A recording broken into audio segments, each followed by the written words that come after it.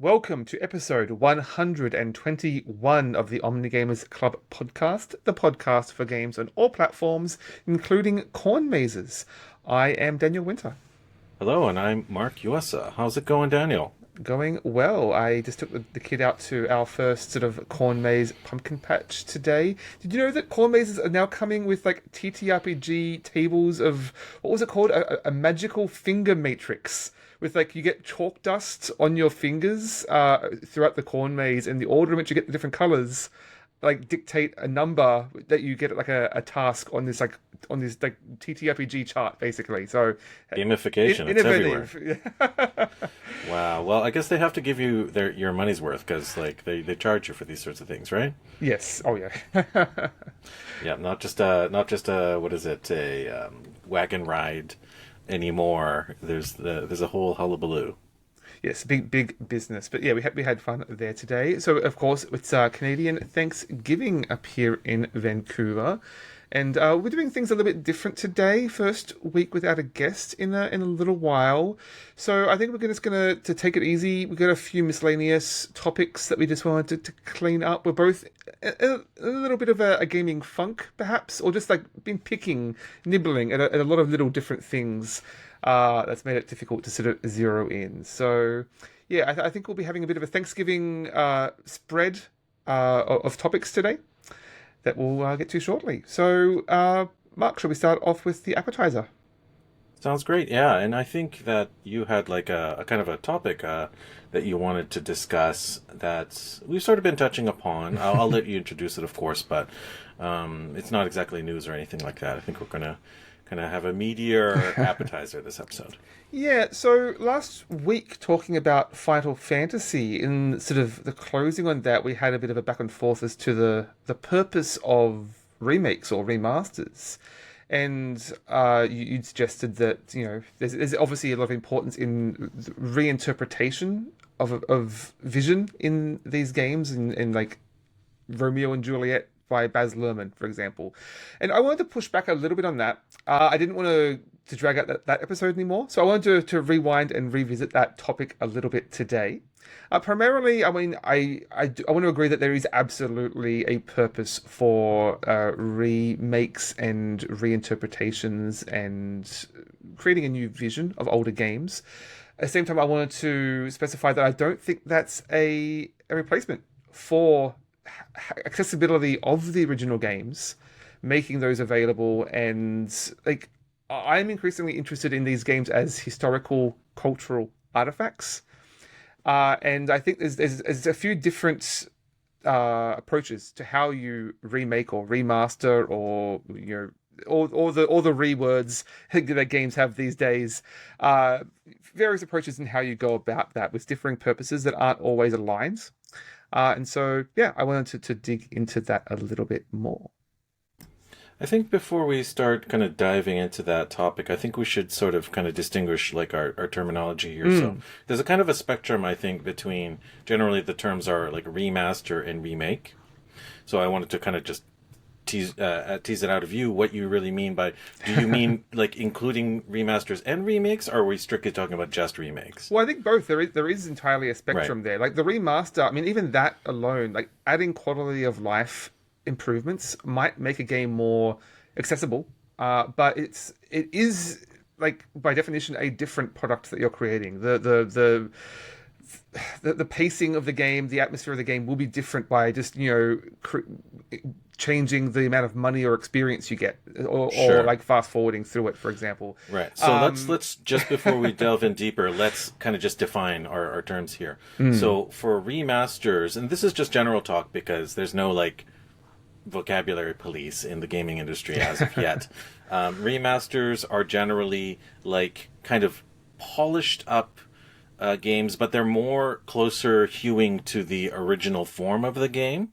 They're quite often maybe even in the same game engine as the original game was released. They just might have higher definition graphics, but the mechanisms play largely the same way. Or they might be mostly the same mechanisms, but just like a couple of small tweaks. And so that's one end of the spectrum. Whereas remakes are kind of like what it sounds like. You kind of make it again from ground up. So quite often these will be in an entirely different engine. And because of that, they might even change some mechanics straight up. So like, I think the Final Fantasy VII, the two remake trilogy, is a prime example of like they change the engine. Obviously, they change the assets. They add new elements all around. There's brand new mechanisms. And I think maybe the Legend of Heroes Trails to the Sky remaster is another example of that. The characters this time around move in entirely different perspectives, third person, but fully 3D as opposed to just isometric like the original was. So I think remaster is generally like quite a bit different. Maybe like a re-envisioning. Rebuilding it from the ground up, basically. Right. Yeah, and I mean, even in that, there can be multiple approaches. You could be trying to recapture the atmosphere and tone of the original game, or you could be trying to bring a completely new voice and vision to that game. I mean, just talking about Final Fantasy alone, you had the Pixel remaster that we discussed last week. One game I've completely forgot to mention at all is what's the name? Final Fantasy Origin: Stranger of Paradise, which is basically retelling the story of the original Final Fantasy, but it's by Team Ninja, the creators of like Neo and Ninja Gaiden, I think. Right. And so it's a third-person action game, very maximalist in story and spectacle, very different tone from the original. They made that beach volleyball game too, didn't they? That beach. Oh yes, the what was the fighting game? The Ninja Gaiden spin-off. Dead or Alive. Dead or Alive, yes. Yeah, yes, well, yeah. Mm. Anyways, I digress. Please continue. So, yeah, even in a remaster, there's not really a clear definition of what that could be. I mean, my opinion, to double back to that Final Fantasy Pixel remaster, was even that was a bit muddled in what it was trying to accomplish, in that I mean, I'm all for quality of life improvements, but I'd like to see some more transparency in what exactly is new. I was surprised just how much was different when I went back to the NES version and found it completely different pixels, different pacing of the the experience and leveling up in that game.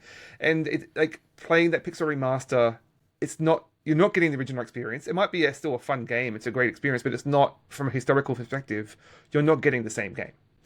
Right. So I think this is where you and I are going to differ on this. And I'm not going to say one is right or another, but I think it is okay to consider that there are different opinions on this, and that people are going to be coming at these remasters from a different place than you, certainly, or just, personal preference.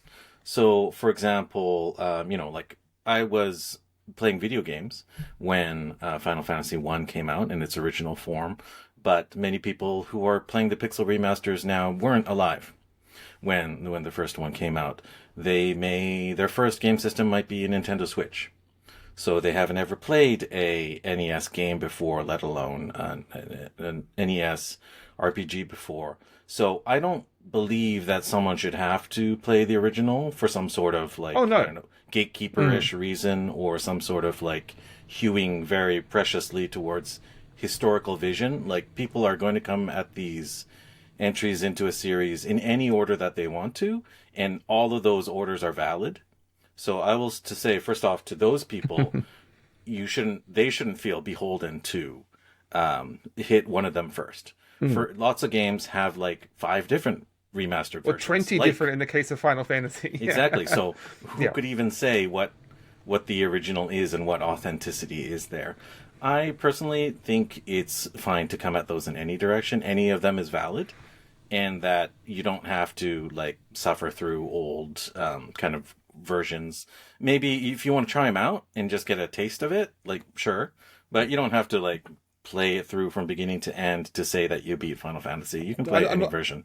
I'm not trying to suggest that you have to suffer for the sins of the original game that was much harder and longer, but I, just from a preservation perspective alone, I think that we can lose a little bit, thinking that these remasters are a replacement for accessibility of the original games, and I'd like to see more discussion around that preservation and knowing exactly what it is you're getting, what's the differences in these. A bit of news from this last week was that System Shock 2 is getting a remaster quite shortly, and apparently there has been a version of the original game available on Steam. That's being taken down. You can no longer purchase the original System Shock 2. You can get it included when you buy the remaster at 4 times the price. You can no longer just buy the original version of that game. You have to get the remaster, basically. So, Yeah. like, remastered is not a replacement for preservation of access Yeah. to the original game. I think that's a publisher decision. Like Nintendo made a similar move when they re-released some of the kind of middle 3D Mario games recently. I think they had previously listed them individually, and then they're reselling a number of them as a kind of a remaster pack or something like that. That is obviously a questionable move, and it's done for money-grubbing purposes. But it actually, like, that's a business decision, right? That's not a creative decision, first of all, and it's also not even a technical decision. It's just a game selling decision. So if you're going to get mad at anyone, get mad at the publishers, because they're the only ones that are really responsible for that decision. I mean, all these remake, remaster terms are all marketing at the end of the day, right? Yeah, and there are, like, wild degrees by which games are remastered or remade, like... Obviously, there are games that are remade, but they hew really, really closely to the original form. I think I played the Suikoden remaster recently. So Suikoden 1 and 2 were remade, I guess you can call it that, to run on Nintendo Switch. I borrowed a copy from the library. I already had a license, owned copies on the PS Vita, so I owned it on the PlayStation Network. I don't think you can even buy that anymore, but it respects the fact that I bought it in the past. So I was also comparing it. I just wanted to literally compare it side to side on the PlayStation 1 version to the Nintendo Switch. It turns out the remaster doesn't really change a lot. I think the best that it did was it tidied up some of the translation, which is great. Like, that, no one can argue that that is not better if they clarify things. Quite often, a lot of those early RPG, especially, translations were a little bit slapdash. Were not exactly the most professionally done. You have some thoughts about that? Well, that's something I was going to get to. Yeah, it's like how much translation factors into a remake. I mean, many of these original games were pretty poorly translated when coming from Japan to America. Final Fantasy, one of the differences I didn't mention was the starting town is called Cornelia in the original NES, and then Cornelia in all future versions. And apparently that was originally an English name that had been translated into Japanese and back into English again, and then was corrected in future versions. So, I mean, even that, like, there's the intention behind the translation that, I mean, you can try and create a more faithful adaptation. Like, I saw there was some talk about the original Dragon Quest making the English translation really Elizabethan and flowery in a way that it wasn't in the Japanese. And so a retranslation, whether it's by an official publisher or by a fan in many cases, can try and recapture the intention of the original, but at the same time, it's still a fundamentally different product than what was released, what everyone else experienced in America or, you know, in Australia, wherever. Right. So I agree with you in the sense that it is generally beneficial to have multiple forms of the game available, so that if people want, they can choose to compare and contrast the originals versus the various remakes. I am 100% for that.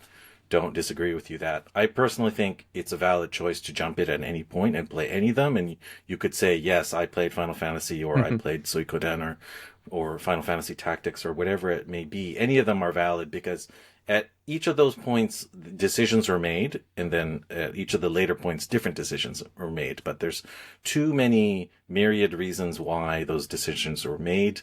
Some are just budgetary decisions. Some are just industry-wide, kind of like industry standard decisions.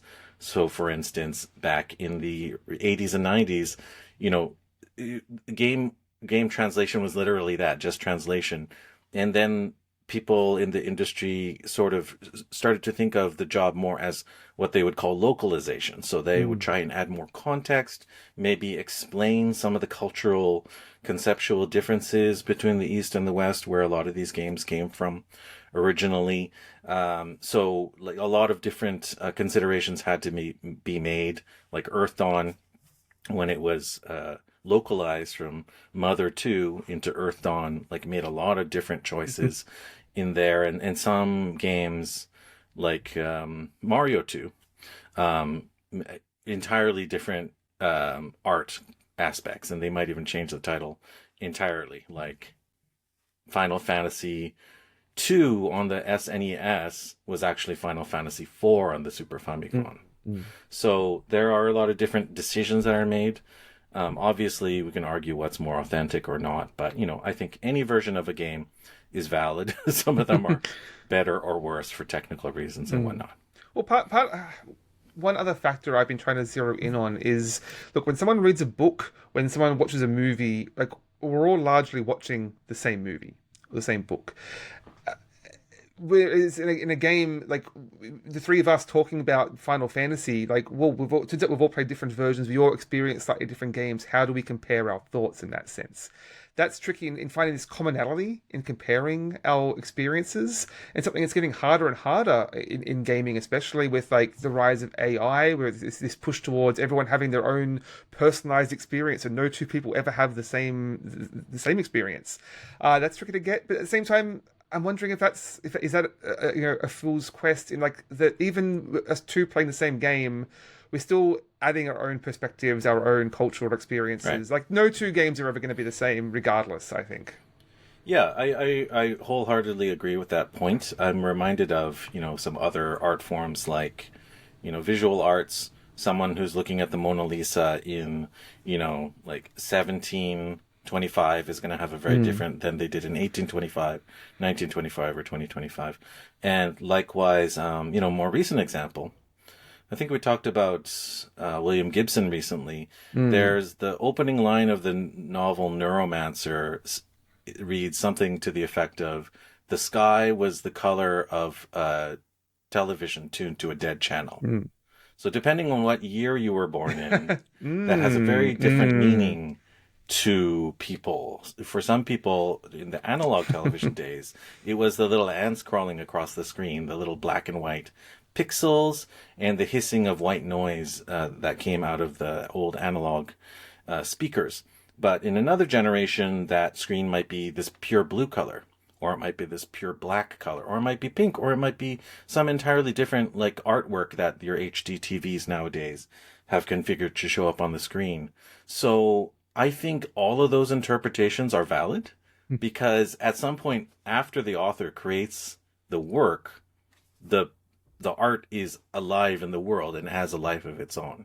And any one of those reads is correct. So, remasters change that a bit. They might try and spell things out a little bit more clearly, but, just like each different translation of Tolstoy or something like that tries to go at it from a different angle, who could argue which of those are correct unless you learn to speak Russian and you were alive at the time that Tolstoy was writing? Like, you just can't say. I mean, you mentioned Romeo and Juliet last episode. Like, even in Shakespeare's time, you get two different theatre troupes on two different stages. The performance, the delivery, the set design is all going to be vastly different. And like, especially in games, which is very much an interactive experience, everyone is going to be experiencing that differently.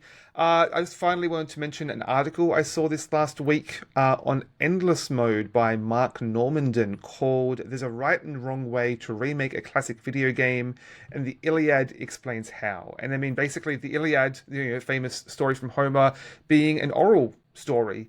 Like, there was never really one true version of that story. It was all about the interpretation and the delivery. And he was basically discussing that in context of Trails in the Sky, first chapter. Yeah, I am really interested to see how the remaster works out. I don't think I'm going to buy it very soon because it's like a full price title. There is a demo that I've got queued up, so cool. I'll check that out. Yeah, I actually own like the previous PC version that came out I've been playing it more on PS Vita, though I really enjoy that. And it's still really vibrant, and a lot of the stuff still really hits. Because, you can appreciate the character design, the sharp writing, the mechanics. Old mechanics play, I guess people have different levels of kind of agreeability towards old crusty game mechanics or not. Probably, an old guy like me can get into them a little bit more easy. But, like my kid is 13 years old, but really likes the retro games too. So, like, people can come at these from a lot of different backgrounds. Well, I'd been holding out on that remake to play that series, but now I'm wondering, should I go back first? I mean, even if the remake is better, just knowing what's different can add a lot of flavor to that experience. Yeah, and what is better? Like, I guess it depends on what you, Daniel, want to get out of the game. Like, if you want an old school experience, then probably the old versions are better. But if you want a version that's very much along the lines of kind of modern accepted standards and ease of play and quality of life, well, then probably the newer version is right for you. Well, yes, there's a game out there for everyone. There's a version of Final Fantasy out there for everyone. For sure. And this, we won't talk about it now, but I think you and I are both playing the Final Fantasy Tactics Iliad Chronicles, which is the second remaster of that game. And I'd very much like to talk to you more about that, because even within that one retail product, there's two different versions. Yeah, but I think even the classic version, I'm sure, has changes of its own. So I do want to talk about that, but I need time to dig into the two different versions and see exactly what's different. Yeah, same. It's a deep topic and a lot of really subtle points, but to be continued, I guess. Yeah, well, if anyone has any thoughts, I'm really curious to see what everyone thinks about what they're seeking in a remake/remaster. Cool. Well, I think we've talked at length for our appetizer, so we could probably move on to our main course. Yeah, so why don't you kick us off there, Mark? What do we have in mind today? Yeah, so like Daniel said, we're kind of at a little transition point here. We've had a couple of guests, and truth be told, I was thinking to myself, what am I thankful for recently on this Canadian Thanksgiving Day weekend? And I was thinking, right now, while the world is so chaotic and things seem so uncertain, I'm really drawn towards comfort food in not only the food that I'm eating, but in the entertainment I'm seeking. And I guess that's not so surprising. There's a reason why the last 20, 30 years of entertainment has been so full of remakes, sequels. It's because people, there's two things. Industry is not so willing to take risks because things are expensive, and because people will bank on established work, right? Because there's some connection there. So I've been playing a lot of retro RPGs, as I think the audience can attest to hearing us talk about. And so I've been trying to kind of finish more games. Been trying to play more games, play them further, beat them, play some older games, beat some newer games I'm playing. I'm kind of playing 5 JRPGs at the same time right now. Which is probably not so smart, but that's where I'm at. So to that end, you and I were playing some more smaller games recently, and I think we decided we're playing a lot of these smaller games. Why don't we just have a chat about how some of these games compare? In particular, we've been playing a decent number of trick-taking card games over the last year or so. Some more recently than others. And so we thought we'd bring a few to the table and compare notes. Yeah, I mean, getting big games to the tabletop has been tough lately. We've talked about many role-playing games lately. For various reasons, just getting people together has been tough the last few months.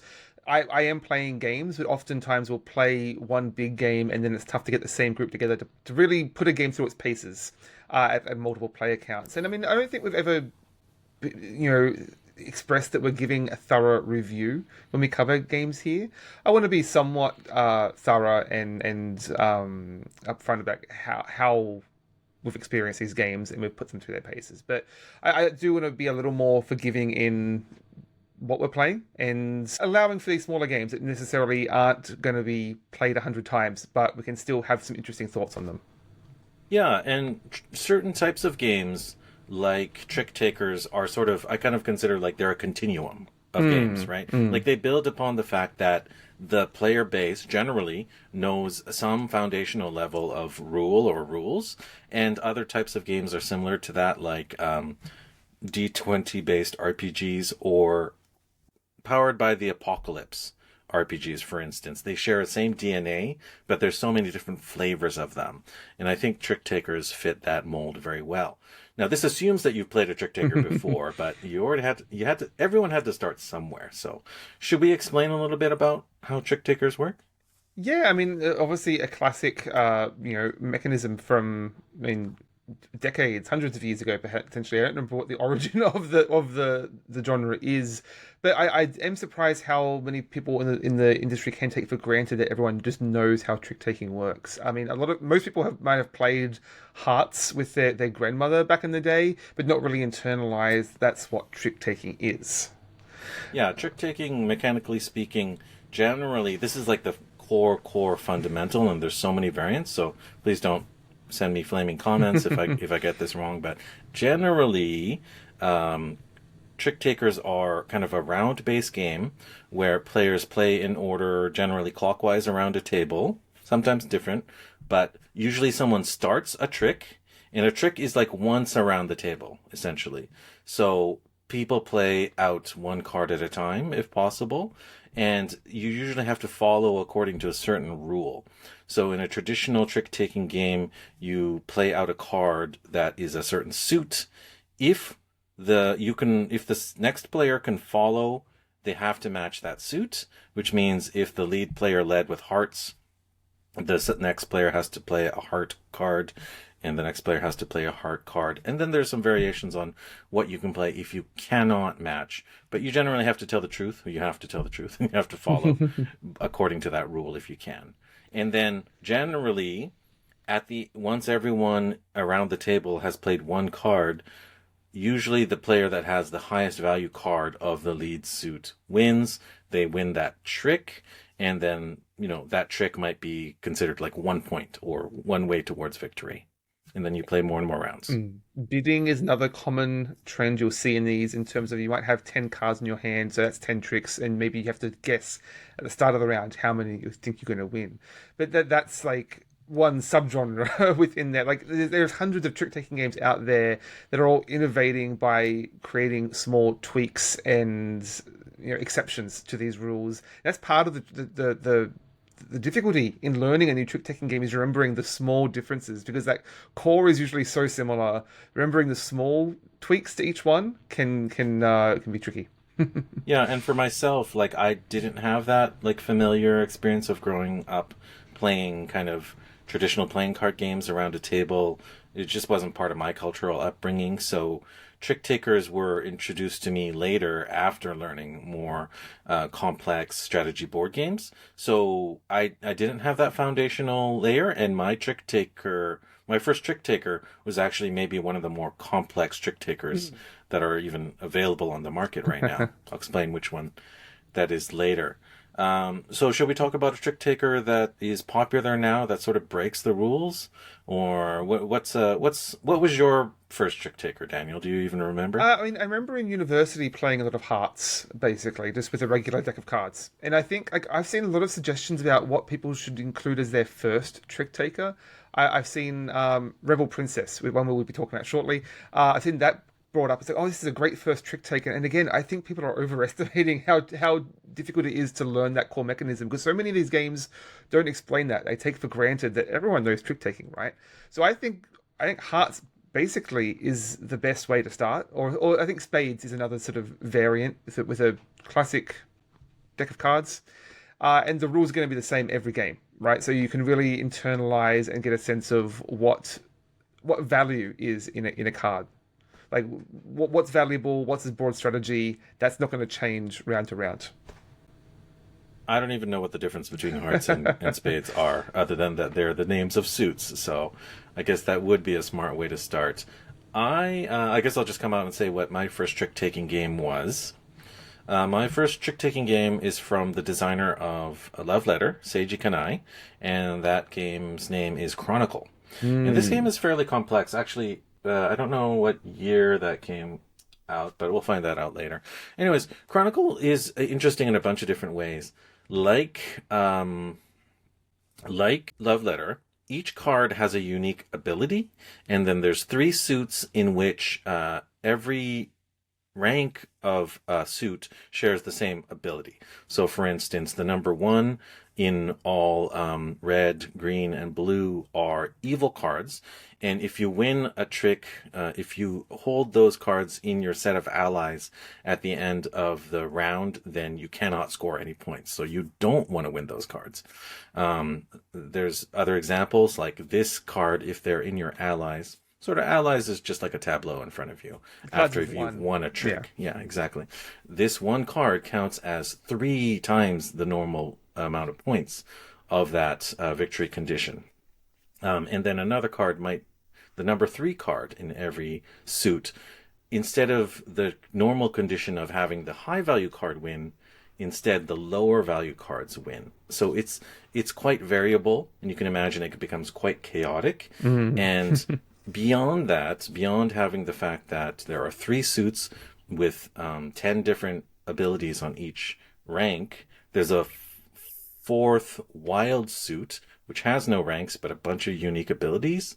Those are really interesting too. And furthermore, there's a separate stack of cards which create a different victory condition every round. So not every trick, every round. So even the conditions by which you can win a round are different. One easy example is this round only red cards. Only red cards in your tableau will score you points. So highly variable, highly chaotic, pretty clever. It creates a lot of those clever plays like Shut Up and Sit Down, called the sort of the aha plays, or clever girl sort of plays, you know. Just a lot of exciting moments. The 3 comes out, and suddenly the lowest card wins, and this completely changes the dynamics of that hand. The value of cards is different every round. It's different after each card in that trick has been played, so you're constantly recalculating. So it is exciting. It's exactly why I don't think it probably is a very good place to start. But maybe if it was your first and you're still playing trick-taking games, I guess it left a good impression. Yeah, it was very confusing to me, and I actually didn't like it when I was playing it early on in my game playing career. It's from 2009, by the way, so it's quite old, but right around the time I was getting into board games. But more and more, as I played more and more trick-taking games, I appreciate the uniqueness of it, the strategy of it, and just the clever plays you can make out. So I highly recommend that game. It's Chronicle by Seiji Kanai. It was published by Z-Man Games. I don't know if you can easily get it any longer. But it's a cute little card game. And by the way, I'll say that in general, trick-taking games are a highly popular subgenre of games out of Japan. There's a large domestic market of cute trick-taker variants of all different complexities, simple to highly complex like this. And not all of them have made it over to the West. So I guess this is just one example of one that did. So why do you think that is? I know Japanese games tend to be quite small and like it's a deck of cards generally, right? It's very easy to iterate with just a new deck of cards and you're ready to go, and it's a completely new game. Yeah, I think primarily it's because, Japan is a small country. It's a small island country. Japanese homes are small because there's not a lot of land available, and that land available is pretty expensive. So people don't have a lot of storage space, like, 3-bedroom houses with 2-car garages and basements where you can store a bunch of board games. That's generally not found. So, if you have a small game in a card deck size package, it's easy to get a dozen of those and you won't even take up the space of that Tales from the Loop over there that I see on your shelf, right?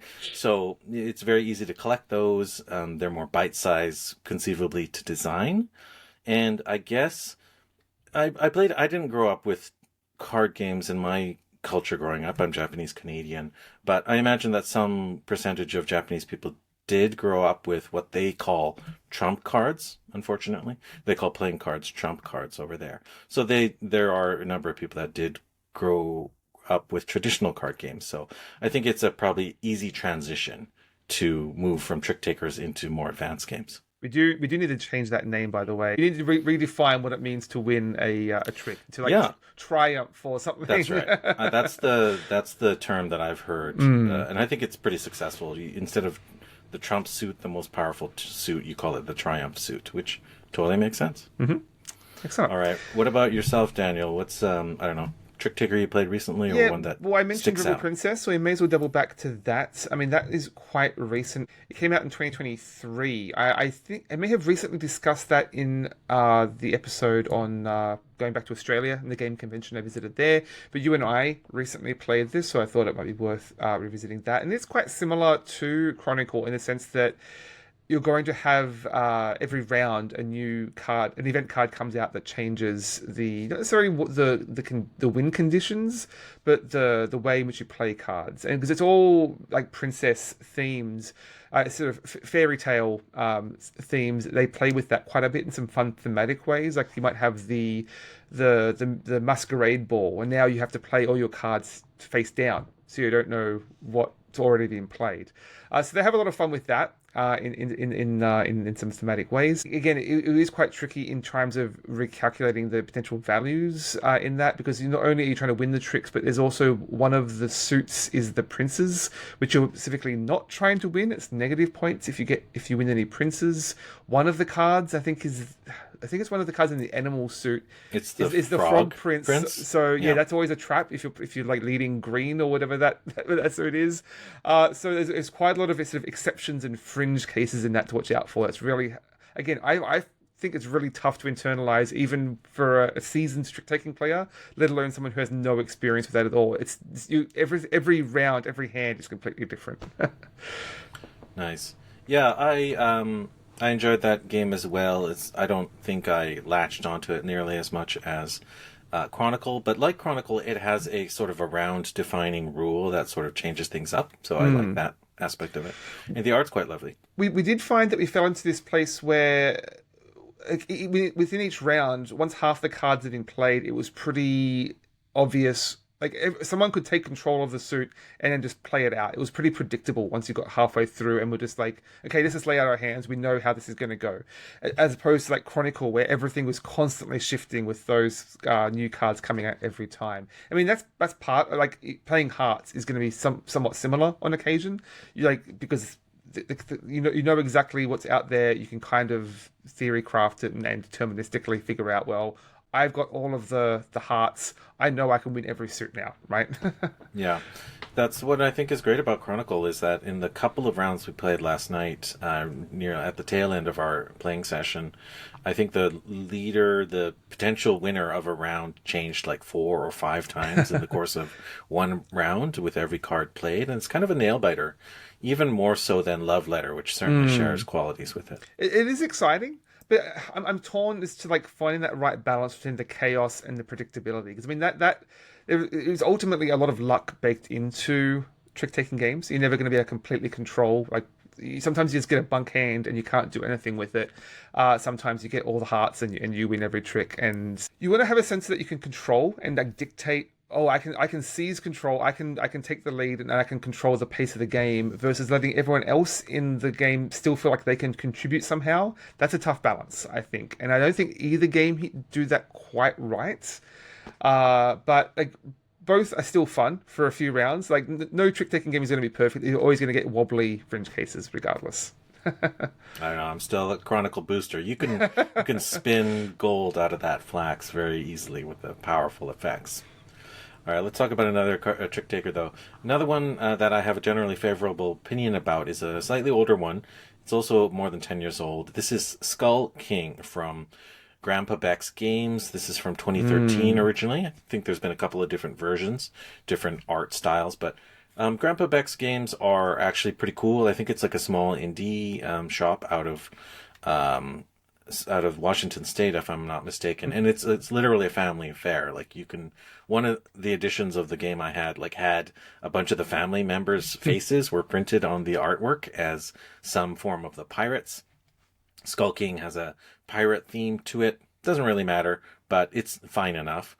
And this is certainly one of those games where you have to bet how many tricks you're going to win in each round, and you're given this kind of score pad.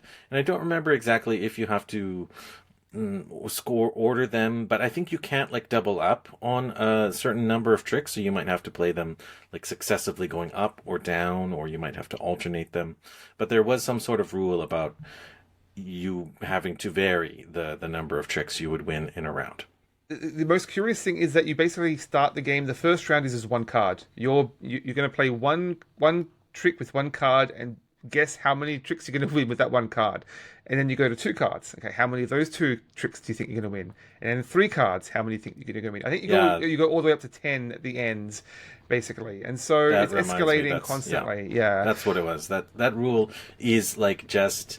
That is another great way to onboard someone who's not familiar with trick taking. Let's do a practice round. It's like pretty low stakes that you're not going to lose or gain many points this round. The accounting does get pretty tricky by the end when you're dealing with like hundreds of points by the end.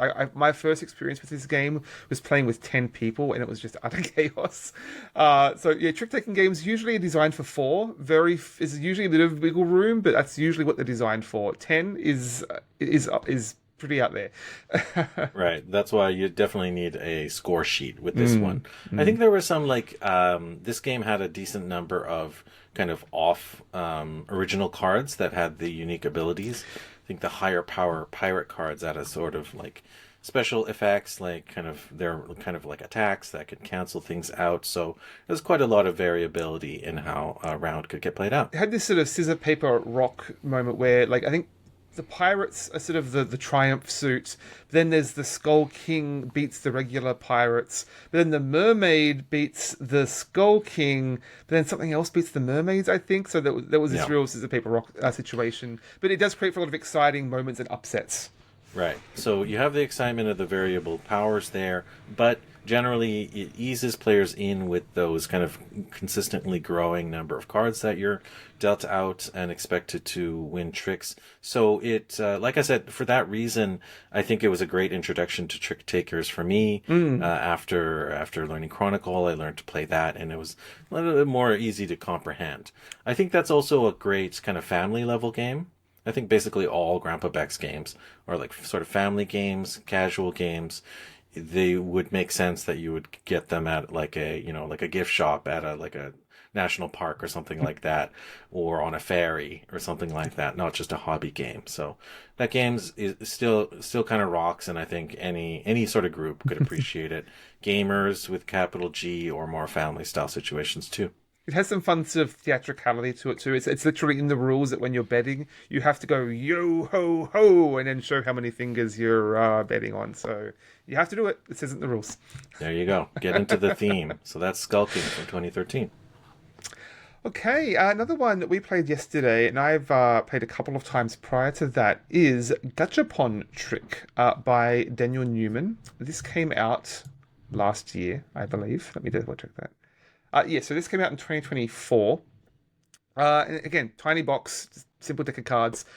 You do need to have some poker chips with this one, and like somewhere to track like points, basically. So I think scratch pads are pretty common. You can use coins or whatever, like use pennies. actual money.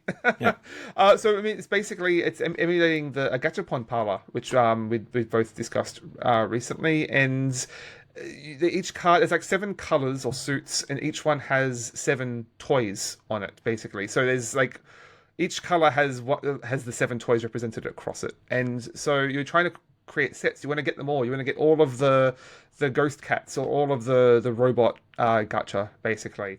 And so you're playing into the tricks. So you have to follow suit, but if someone's already broken suit, you can match any of the preceding suits. So you pretty quickly get to the point where there's like 3 or 4 colors in the set. Especially with 7 colors, it's pretty easy to be out of a particular suit.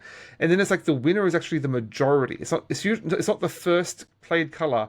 It's the color with the most majority.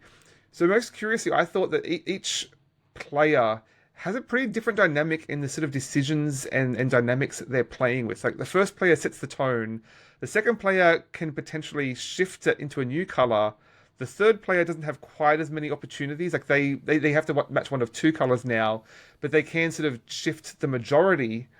And finally, like the fourth player gets to like gets to play the final card and gets like to make or break it essentially. Yeah. I think though another great unique aspect of this game is the scoring, so the set collection mechanism, and it's sort of like the other side of the coin to the kind of the smart way that this game is designed. So I think in addition to the what was it, the 4 suits, no, more than that, right? Seven. There's more than there's 7 suits. There's something like another 7 or 10 like different types of gacha toys.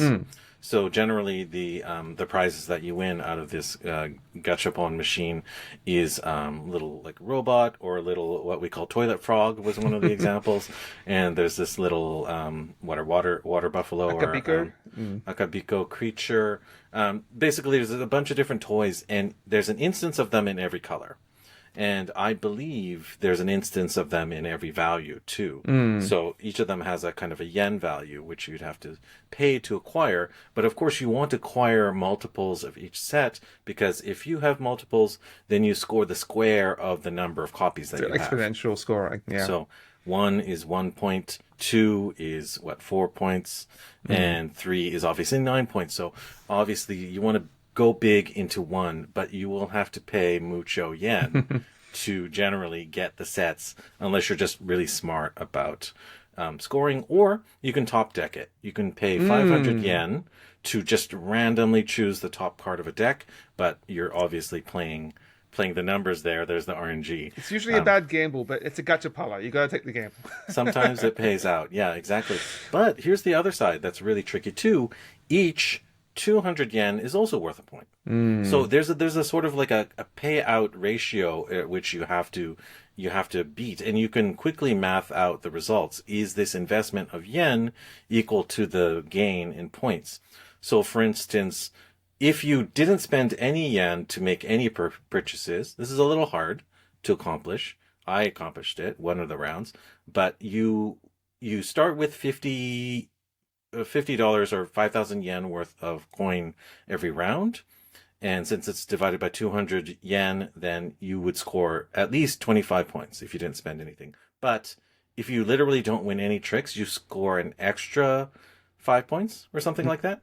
Yeah. So you get 30 points, which is actually a really high score. I think the highest score of anyone that session that we played. Maybe the highest score 32 possible. 32 or something. Yeah, it's 49 points if you get all 7 of one toy. But that's pretty hard. Yeah, very very difficult to accomplish. So like you're totally balancing out things and being really really kind of strategic about what the payouts are. I think it sort of led to maybe like a minuscule amount of analysis paralysis, because you do have to calculate things out. But generally, it went by pretty quick in the theme of the lighthearted theme of the game. The art is cute as well. It's Saibepu art. Saibepu, brilliant, kind of fairly whimsical illustrator. Also did the art for the Japanese card game Nana that we covered recently, among others. I think Daniel Newman and Saibepu have like a collaboration going, because they Saibepu did the artwork for another one of their card games, Yonkai no Yokai, I think it's called. I don't know anything about it. But obviously great artwork there. So lots of good things going for this game.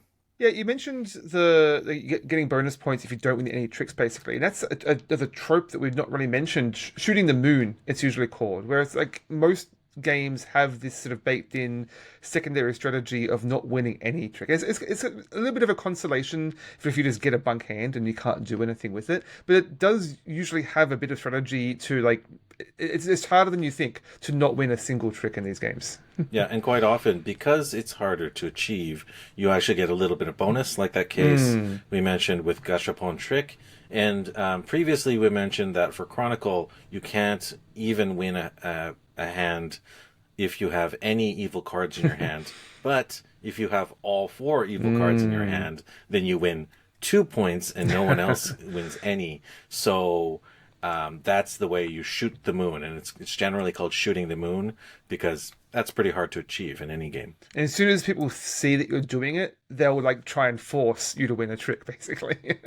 Yeah, so I don't know what it was about that round that I did manage to shoot the moon in Gachapon Trick. I guess you guys were not paying attention. You're paying attention to your own collections, not seeing that I didn't collect anything, and I think I managed to win that game of Gachapon Trick. But it was really fun to learn how to play and try and play in a bunch of different ways. And I think that game has enough design freedom to allow you to win in a bunch of different ways. I will say it's one of few trick takers that I think works really well at three players, because the winning card is the majority of colors. Being an odd number, like it gives that third player a lot of power. Like you can basically king make like which of the two suits is going to win there essentially. So it creates a really fun dynamic and just a little less chaotic, a little easier to build up the bigger collections. Like at four players, it was really hard to get more than like three of any one toy, whereas at three, it's a little easier.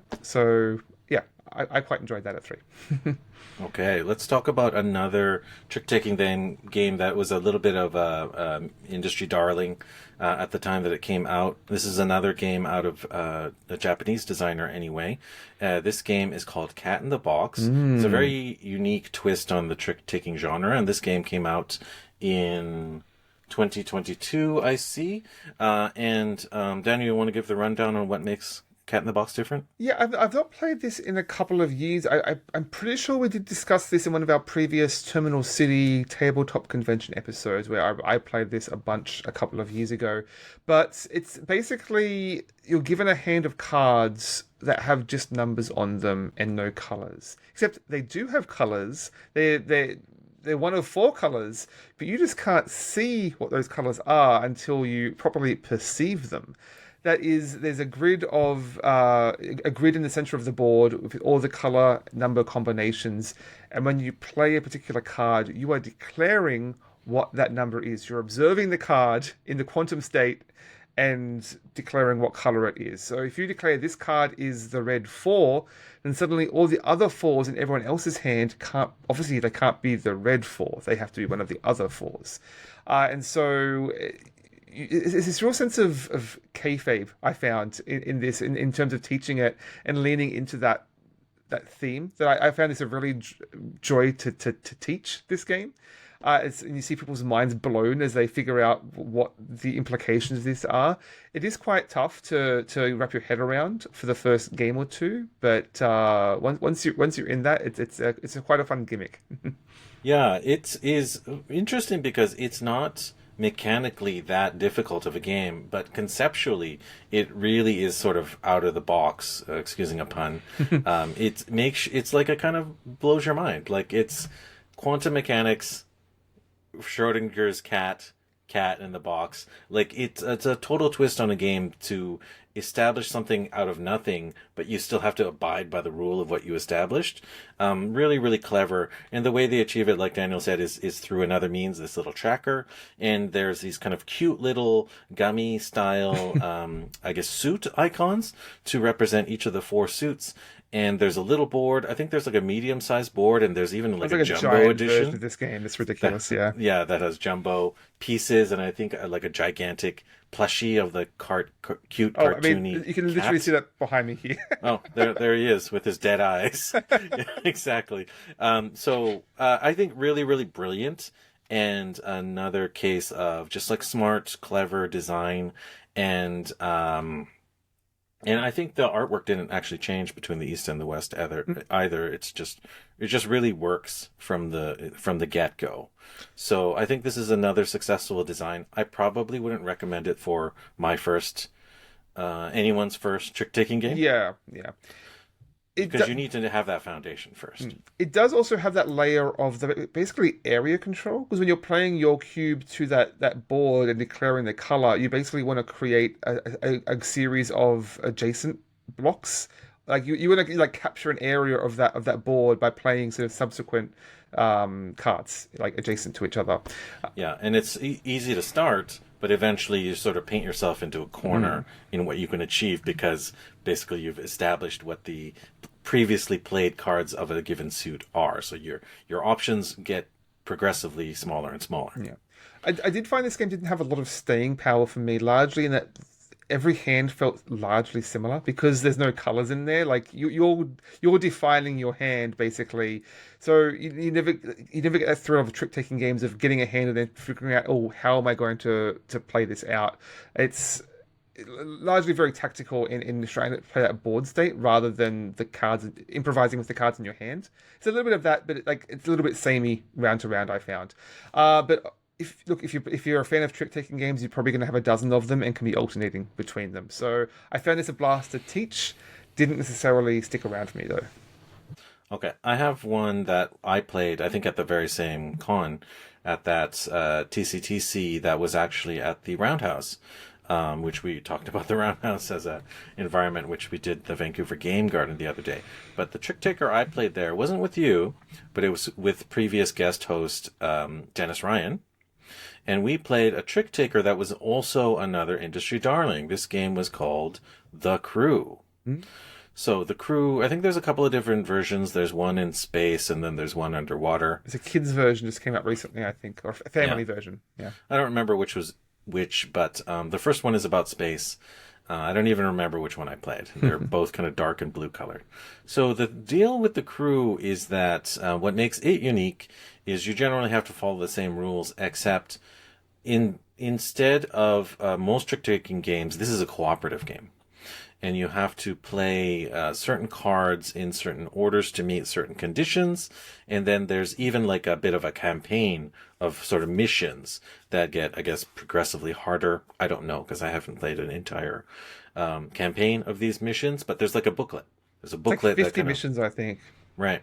So it's quite a tall order to go through this. It's a bit of a commitment for such a small size box that I guess it's got that built-in longevity in the original design as well.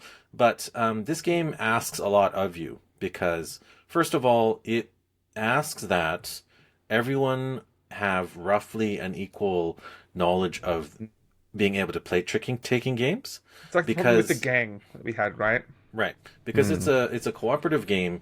You're trying to convey a play that you want your other team members to make, and that requires that the other player has to know how to optimally play a game.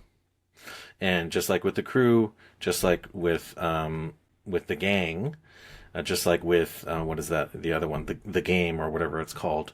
You have to be able to convey these sorts of moves which you think in your own mind should be obvious. The other guy should get it, but the other guy might not have the same understanding. Not of all the speaking mechanics. the same language. Yeah, or just be thinking the same thing at all. So I actually found this one not that enjoyable to play, maybe because it had been a while since I'd played a trick taker at that point, or maybe because I felt like I was the weak link in the group who was more on board. Maybe the other players had played it more recently than I had. This was my first time. What's your experience with The Crew, Daniel? I've only played this a couple of times on Board Game Arena, and it does not work well on there unless you've got a strong Discord voice group going. You need the communication, a secondary level of communication going here, and that will be playing with a group where you just know you're all vibing and connected on some other layer, other realm. Basically, you need to have some kind of communication to make sure you know what you're doing here. I'm sure there are some limitations and rules as to what you can communicate, but it is one of those games where you need to be vibing off of each other to get any success. These cooperative kind of card playing games, you generally benefit from having the same group play it over and over and over again, kind of like we mentioned with games like Hanabi, for instance. If you are the same family of four, for instance, you probably have an understanding of what each one of your strengths and weaknesses are, and if you play the game with the same group over and over again, then you get to learn the dynamics, and then you have a shared understanding. But if it's mixed party with different skill levels or different experience with trick takers, you're going to have a slightly more rough, challenging time. Well, here's another recommendation on a slight tangent. Is Sail from All Play is basically a 2-player cooperative trick-taking game, and that similarly plays on this sense of communication. You have to win a certain number of tricks to push a ship along this track, basically, and avoid obstacles. And again, limitations on what you can communicate, but you very quickly learn this language, both sort of unspoken and spoken, in terms of just playing a particular type of card, what is that communicating to the other player, essentially? So I found that just really fun to see the sort of language and relationship build over the course of a couple of games. I believe that I don't know. I think it's already been on Kickstarter. There was like a legacy version of that, so coming out at some point. So I'm quite curious to see how that evolves the mechanics there because I did really enjoy the base game sale. Yeah, and aside from that, there are so many trick-taking games out there. I wouldn't say that I'm like a. There's some people that are just like addicts. Like there's some people that will buy every edition of any seemingly notable trick-taking game that's out there. Probably some people have dozens of little tiny game boxes with trick-taking games out there, and it sort of runs the gamut of which small variant upon which has been applied to this trick-taking game. I think there's one I heard of. I don't even remember the name, but it's sort of like Hanabi. You don't even look at your own cards. You have your cards facing outward, and other people can see. Vamp on the boardwalk, vamp on the cat. I've got it here somewhere. It's like vampires because you can't see your own reflection, right? So it's like you're a vampire like trying on clothes, but you can only see everyone else's cards. Vamp on the Batwalk, I think it's called. That was quite fun. There you go. There's so many. There's some. Basically, I'm trying to say there's so many versions out there that certainly I'm not a comprehensive person who has that knowledge. Like I would really love it in this case if anyone listening could share their very favorite and just like kind of why, what makes it stands out, and what makes it, how it compares with the just the handful that we mentioned. Daniel, can you think of any others that sort of speak in your mind? Only one that jumps out. I mean, it's tough because I've played a bunch, but it's hard to remember the specific differences between them. The one other one I remember really enjoying is Nine Lives, also from All Play. It's a fairly simple one. It's a cat themed, and I remember you're also betting based on how many you can win. And I remember it also just playing quite well at 3 from memory. So that was just a fairly simple one. I think that would be a good introductory trick-taking game. Yeah, I think another reason why trick takers are generally popular and successful is that they're sort of like a small investment, both in like money and time, space, and sort of like complexity, right?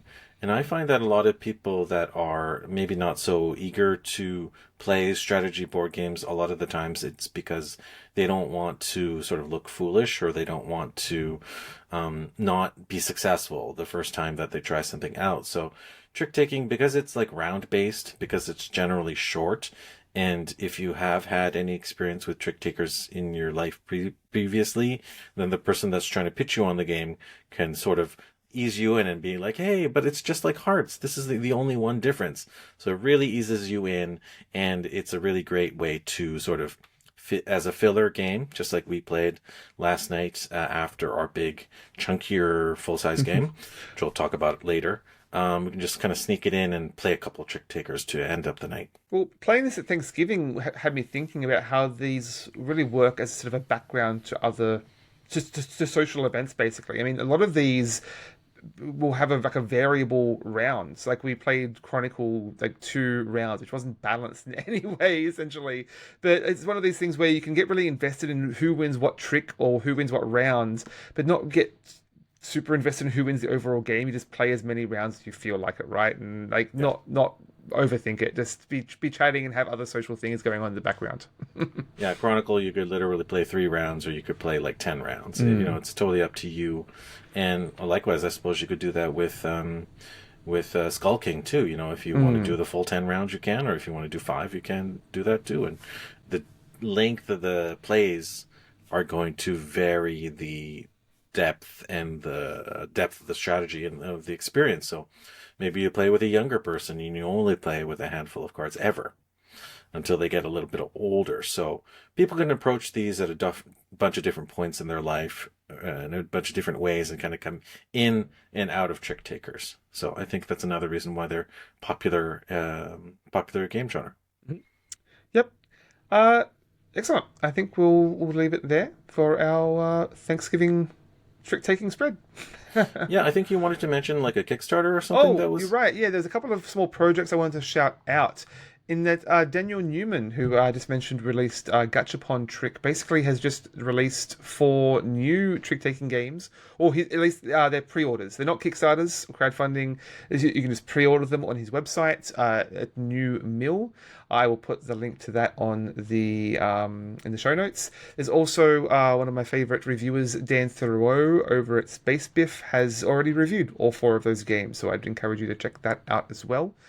Finally, is one we didn't talk about is French Tarot. We recently played a prototype that plays with that mechanic, but basically trick taking using a tarot deck. I wasn't familiar with this, but became really fascinated by this traditional game, French Tarot. Level 99 Games just put out a Kickstarter called Dealer's Tarot, which is 22 games using a sort of traditional set of tarot deck cards. As you can expect, you can get there's 4 different decks of tarot cards you can buy as part of that. I don't know how many of those 22 games are trick takers. I know at least a couple of them are, but I encourage people to check that out. Really cool. Okay, we've talked at length about trick takers. Maybe we'll do another part 2 later on when we've played a couple dozen more. But for now, let's move on to our dessert period. Dessert course. Daniel, do you want to start us off, or should I? I'll go ahead. I've had one that I've been meaning to talk about for the last couple of weeks, and we keep running a little long, so I've been saving this up. You were talking earlier about comfort food, and it's something that I've definitely been enjoying lately, having cancelled all of my streaming services and exploring some other options. I came across Canopy, which is basically available through our library here. And I found an old show, an old favorite that I've been trying to track down for years. That is Dead Like Me. So this is from 2003, at least the first season. There were 2 seasons over 29 episodes. Created by Brian Fuller, who unfortunately has a bit of a cursed legacy in all of his shows being cancelled after 2 seasons. But it's basically this really high concept of you start with this character George. She's like 18 or thereanouts, basically failing through life. She's got a dead end job. Her hates her family. Has just started this yet another dead end job, and is hit by a toilet seat that's fallen from outer space and dies instantly. Essentially, then hijinks ensue. She becomes a Grim Reaper. So it's this, again, really high concept of the bureaucracy behind how death and reaping works in this world that I won't belabor the points, but there's basically this core group of like 5 or so people who are reaping this one area of Seattle, I think it is, and they're responsible for going in, like they have to like touch a person as they're about to die to collect the soul and send it on. It's not very like religious. It's left very ambiguous as to what happens next. It's this really fine balance between like explicit detail as to how the reaping works, but then leaves a lot of grey areas that you don't ask too many questions about it. Just don't overthink it, basically, right? But it's a lot of fun. It's obviously very grim comedy in terms of its tone. A lot of like Rube Goldberg machines. The setups and how some of these people are killed off, like sort of Final Destination style. But also a lot of pathos there as well. You will probably struggle not to cry at least once per episode. But it's a lot of fun. It's a long time favorite of mine, and I've not seen it in like 10, 20 years. But rewatching it now, recognizing it is incredibly Vancouver. It is like so many recognizable landmarks. It's fun to revisit that. And I mean, one final highlight is that the sort of head of this group of Reapers is Mandy Patinkin, who many will know from Princess Bride, and he's a real like cantankerous boss, but with a heart of gold, as you can imagine. He's a real heart of the show. So recommend Dead Like Me. Mandy Patinkin, very talented singer as well. He's the titular George from Sunday in the Park with George and other Broadway shows. I think he was in Sweeney Todd as well. Wow. Yeah, really talented singer there. A great actor too. There's not like Wingspan though. There's this famous video of him complaining about having to learn Wingspan. His brain is going to melt down because Wingspan is too complex. And kudos to him. Like, not modern board games are not for everyone. Okay, I'm going to talk about my dessert as well. This time it's another comic book. I think I talked about The Witcher Ronin recently. And like The Witcher Ronin, this one is a collaboration between an American and Japanese person. So the creators are Marjorie Liu, the writer, American and Japanese artist Sana Takeda. And Monstress but it's thoroughly a Western comic though. And I forget who the publisher is. I think it's like Dark Horse or something like that. Image, maybe? Yeah, maybe. I picked up a couple of the later volumes actually at that VPL Vancouver Public Library sale, so I had to start reading the earlier volumes. And this is the volume 1 specifically I'm talking about. So Monstress is interesting. It's a squarely fantasy-based story, and it also features a cat with two tails, like The Witcher Ronin, among other things. This is like a very kind of like Final Fantasy Tactics /12 Evilise type world. There's like humans, and then there's kind of like beastmen type situation here. So there's like 5 races of intelligent races. Some of them are cats, who are essentially like, your Puss in Boots, talking smarmy cat varieties. There's also humans, and then there's like bird creatures, and there's these. But there's also like these kind of like ancients, which are like these like godlike, ephemeral, unknowable creatures as well. So there's an interesting mix of things. And in like a lot of these fantasy tales, it's the humans are the most ghastly. There is a powerful federation of human beings, and they're at an uneasy peace with a group who are called the Arcanics. And the Arcanics are a coalition of those sort of the beastmen type races. And the Arcanics are essentially they share human and ancient blood. So they're quite literally beastmen, half breeds, if you want to call it that. So the Cumea are the humans. They're kind of the typical like overbearing kind of like Roman Empire. They just want to lay out their claws everywhere and control everything, and they don't care who that they're oppressing along the way. And along the way, we meet our hero, whose name is Micah. She is an Arcanic, but she has a very human form, but you discover more and more about her later on. And she intentionally gets herself captured in order to find out more about her mother, who has died or disappeared. So a bunch of things happen. She attempts this escape. She makes this escape attempt, but she discovers this powerful artifact, which is what everyone is searching for in this sort of kingdom. So obviously sets up a lot of things. There's a lot of action and adventure along the way. And I said it reminded me very much of Final Fantasy XII, that sort of setting. But it also reminds me a little bit of like the aforementioned Nausicaa, sort of kind of empires at conflict and little people that are sort of caught in the middle between these larger conflicts along the way. She makes these unexpected allies with other Arcanics and humans. And basically, I one thing I find fascinating about this book is that the artwork is very kind of like Japanese. It reminds me very much of like manga style artwork, but it thoroughly has the kind of like modern American comic digital coloring, which is obviously has been around for a while now, since probably the 90s. And any publisher worth its salt, especially Image, has been well known over the years for applying that digital coloring in a very highly artistic fashion. So Monstress does that very well. It's very dark and brooding, and this story not only looks good, but there's some interesting takes. Like, they tell it in a little bit out of order sequence.